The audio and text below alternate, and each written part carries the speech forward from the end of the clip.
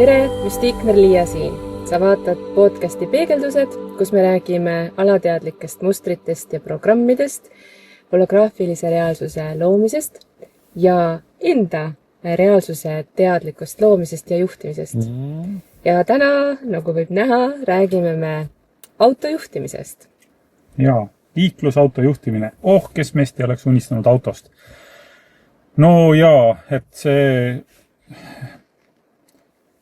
Väga paljud inimesed sõidavad iga päev autoga tööle, sõidavad autoga poodi, lastele, järgi lasteaeda, kooli. Ühesõnaga liikluses veedetakse päris palju aega. Ja mis seal saata, väga palju emotsioone kaasneb ka liikluses olemisega inimestel. Jälle üks loll tuli ette. Tassa, ragu. No see vaata, kus see mõlakas venib praegu, ma ei saa... No ühesõnaga. Niimoodi tuleb ette praegu. Niimoodi tuleb ette praegu. Sellel on nii kiire, naine hakkas sünnitama vist. No, jah. Et ühesõnaga alati, ma ei teagi, jah, et liikluses on alati, et ühed on liiga aeglased ja teised on liiga kiired. Mina sõidan õigesti. On ainult mökud ja mölakad. On mökutajad ja siis on mölakad. Jah, ja siis on siis see õige autojuht, kes istub siin, kes on õige koha peal. Et see on päris huvitav. Kas sessioonides on keegi tegelenud auto juhtimisega? Sellise teema või liikluses on märganud reaktsioone?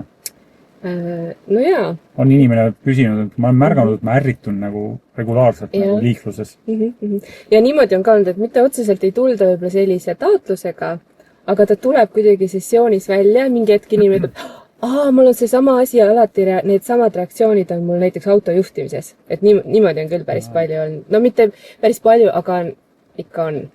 Jaa, no mul on sessioonis olnud nii, et inimene räägib, et ta märkab, et sõidab, ma ei tea, tööle või kuhugi, et siis nagu ärritub, et keegi tuli vahele, neid on suunda või midagi või ühesõnaga. Aga siis, kui me hakkame tööd tegema, siis selgub, et see ei ole ainult auto kontekstis. Et seal on ka see, et siis me alati katsumegi nagu kaardistada, mis see energeetiline muster on. Keegi tuleb mulle ette. Keegi ei arvesta minuga ei arvestata. Ja sealt hakkab nagu kooruma see välja, et ta holograafiliselt ei ole ainult liikluses see asi. Et see võib olla selline baasiline täitsa mudel, et minuga ei arvestata.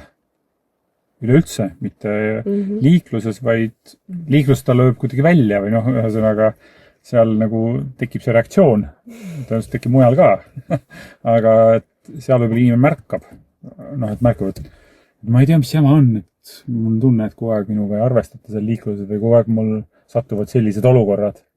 Mõni teine sõidab mööda sama teed, ütleb, et ma ei tea, ma ei ole mingit olukorda olnud.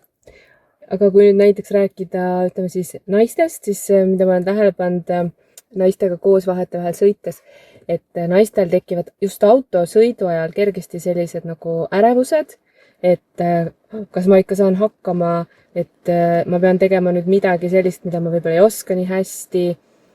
Näiteks, et tuleb tagurdamine või tuleb mingi parkimine. Ma mäletan, kas sa oled nõus jagama seda lugu, kui ärevus oli suur sul. Meil oli sama sõiduõpetaja, härra Ülo, aitäh talle õpetusest, leebe ja kannatliku õpetusest. Et sa tohib jagada seda lugu? Jaa. Merilin harjutas platsisõitu, mis käib auto juhtimise õpetuse juurde õhtusel ajal.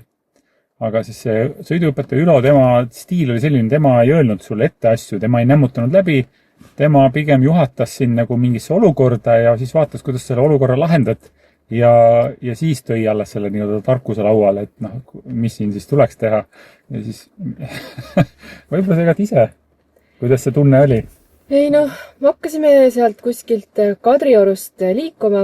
Te olite platsisõitu teinud, ma saan aru, harjutasite või? See oli esimene kord üldse, kui ma see oli minu esimene sõidutund. Kuidas sa tundsid ennast siis?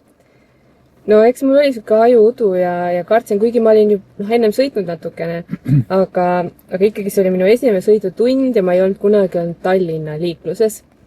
Ja me läksime kohe sõitma ja see oli õhtune aeg. Ja Kadriorust sõitsime, siis ta juhatas mind kuskil sinna Peterburi maanteele ja mingi hetk kuskil, ma ei tea, Betooni tänavale ja siis ma jäin ühel hetkel lihtsalt seisma ja ütlesin, ma ei saa enam edasi sõita. Ja siis Ülo ütles, et Oota, ma räägin. Räägi see. Ja siis ta küsis mu käest, et aga miks sa ei saa edasi sõita? No, aga ma ei näe ju mitte midagi, pime on. Sest et tänavavalgustus oli läbi saanud. Ja siis ta küsis mu käest rahulikult, et aga mis siis tuleks teha, kui pime on? Ja siis ma nagu algul, ma ei saanud üldse aru, mis siis tuleb teha. Mida mina üldse teha saan sellise Ajuudu oli ikkagi korralik. Ja siis järsku tuli meelde, et ma olen ju enne ka pimedas autoga sõitnud, et vist pannakse tuled põlema. Ja siis ma panin tuled põlema ja ma sain edasi sõita. No põhimõtteliselt Ülo märkas ammu, et autol tuled ei põle. Kohe põhimõtteliselt. Kohe märkas, et tuled ei põle, aga siis juhatas meelega sellisesse kohta sind, kus ma ise saaksin aru. Aga see on mul väga hästi meelde jäänud. Loomulikult ma enam ei eksi selle koha pealt. ja just täna hea näide autoga ja ajuudust on ju. Et täna me tegime webinari ja tundub, et siis mingi siuke ärevus oli üleval, et täna on webinar ja seal üle 100 inimesi juba registreerinud ja nii edasi ja siis läksin bensiini võtma bensiinijaama. Enne webinari? Enne webinari, jah. Mingi tund aega või midagi. Lasin ilusasti paagi täis ja bensupaagi kork kinni ja hakkasin koju sõitma ja siis tütar küsis, et palju paagitäis bensu maksab siis sellel autol või palju see läheb bensun? Ma ütlesin, ei tea. Praegu just ostsid ju, palju maksis on ja. Ma ütlesin, ma ei maksnudki. Keerasin auto otsa ringi, unustasin maksta. Ma ei tea, kas üks asja on kunagi mul juhtunud üldse elus. Ei meenu praegu, et oleks enamasti nendes automaattanklates ei saa niimoodi, aga see oli selline väike maakoht. Ja ühesõnaga pidi putkast minema sinna maksma nagu eraldi. Ja nii lihtne asi nagu eksid, kui on ajuudu, et mida siis need alateadlikud mustad teevad, nagu ongi, et ma ei saa aru. Miks pime on? Ma ei tea, miks pime on ja auto tuled ei põle, sellepärast pime aeg on. Või bensiini eest unus maksmata. Et see näitab, kuidas me võime nii lihtsas olukorras, kus me tavaliselt mitte kunagi ei eksi või ühesõnaga, kuidas inimesel võib segadus tekkida, et ei oska. Ja tegelikult, et tihti, kui on nagu sellised turbulentsid autosõiduga, et tõenäoliselt need ei ole seotud ainult autosõiduga, vaid tõenäoliselt see on ikkagi juba midagi muud, midagi sügavamat. Raudselt on palju saanud traumasid autokoolist ka, nagu autoõpetusest või nii-öelda. Aga ka seal on tõenäoliselt mingi mudel juba all. Mingi mudel on all, et kas sa pead, et sa ei tohi eksida kunagi, sa pead nagu perfektne olema näiteks. Autoõpetajad sageli on ju mehed, sõiduõpetajad. Enamasti mehed. Kas isa on rahul sellega, kuidas ma tehnoloogiaga ringi käin? Kas isa tunnustab mind toetav? Üleüldse toetav on ja. Et nii kui põmm autosse istud ja siis seal on mingi autoriteetne mees, kes umbes teab autosõitmisest kõike, autojuhtimisest. Ja plõks on mingi isa mudel kohal on ja. Kas isa armastab mind, toetab mind on ja.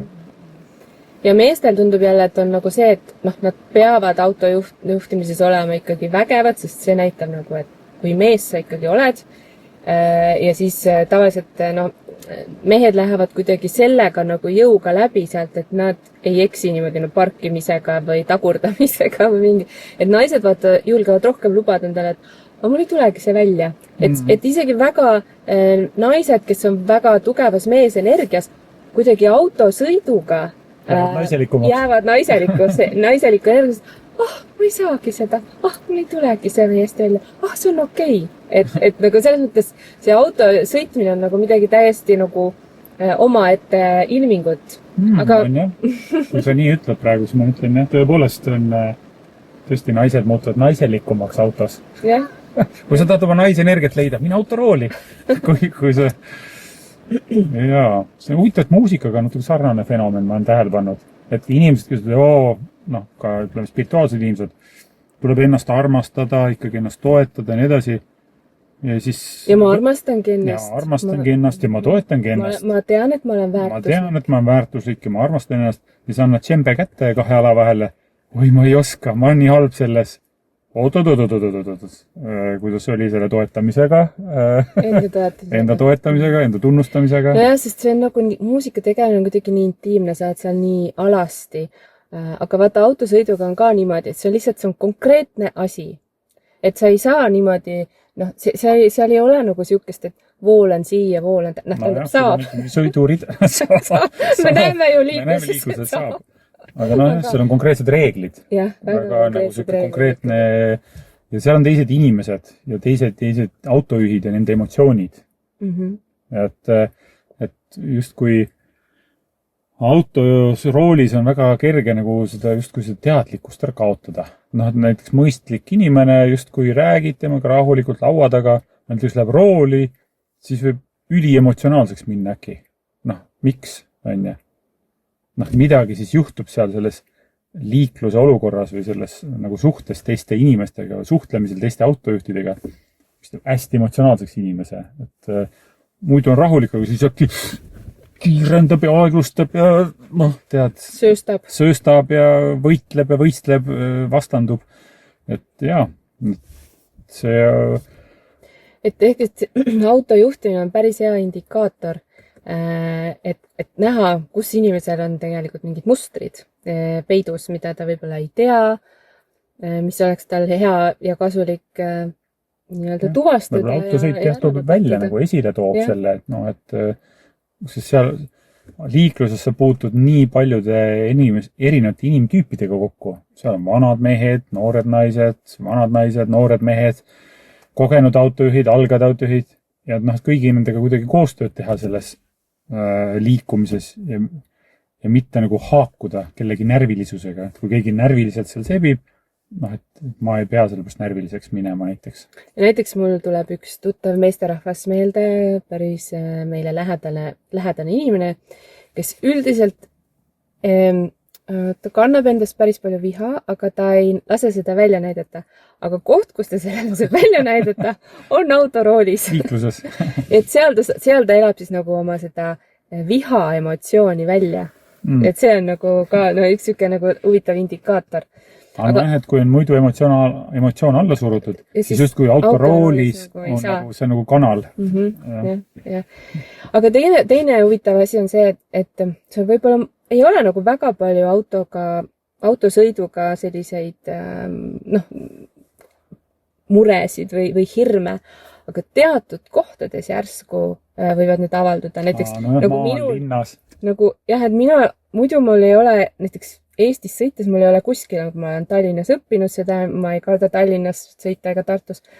Aga Tenerifel elades oli küll niimoodi, et ma ei taha nagu eriti sinna autorooli minna alguses. No, ma tean väga palju maainimesi, et umbes ei Tallinnas muidu on võib-olla elukutseline autojuht, aga enne Tallinnat on, mul hakkab kõht valutama, ma ei saa sõita, äkki keegi teine tuleb rooli. Et mäletan, mu ema rääkis sellist lugu, et oli mingi kolhoosi autojuht, alati Tallinna piiril, tal hakkas kõht valutama, mis tavaliselt kõhuvalu on ka üks psühhosomaatiline nähtus, võib-olla hakkaski.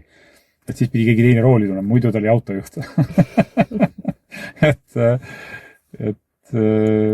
Aga näiteks minul Tenerifel, et ma olen hiljem mõelnud, et ma lõpuks ikkagist sain ikkagi seal ka autorooli ja sõitsin.